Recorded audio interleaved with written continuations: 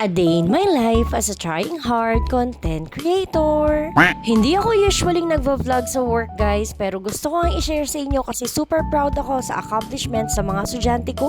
Examination week na nga namin next week, kaya naman naisipan namin na ngayon na ang Friday namin ganapin yung kanilang culminating activity. Lahat nga ng mga estudyante at year level na hawak ko ay pinagsama-sama ko para sa joint project na ito para noon ay talaga makapag-execute sila ng isang mock debut. Mula nga sa planning, preparation, cooking, at sa setup, pati sa execution ng mismong program ay gawa po lahat yan ng aking mga estudyante.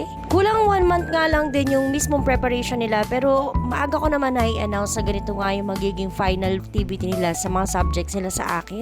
Nung unang sabi ko nga pa lang sa kanila nga guys ay the usual na reaction ng estudyante, marami nga umangal pero yung iba na challenge. Balik na nga tayo dito sa activity ng mga bata. Makikita naman guys mula sa setup and even sa program, talagang kala mo talaga ay nag-debut. Kompleto talaga yan guys mula sa 21 roses, 21 candles, pati 21 shots. At eto, syempre kasama din tayo sa 21 roses at Diyos ko, nahingan pa nga ako ng sample. My God.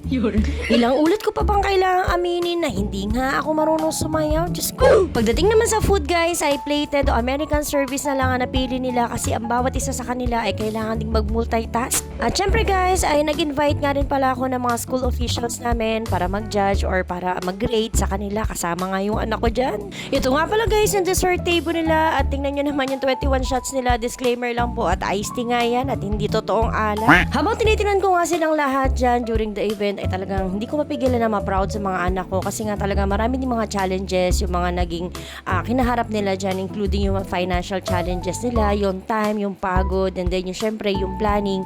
Pero at the end of the day talagang maayos pa rin nilang na-execute yung event nila at natuwa nga rin talaga yung aming mga bisita. At eto nga guys, at may special number pa nga yung aming debutant. Charis.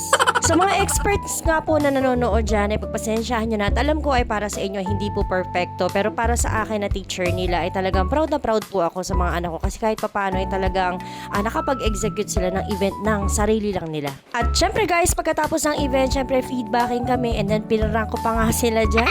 Kung hindi pa nga po pala kayo nakafollow sa akin, please follow me, PJ Marie. Maraming salamat po.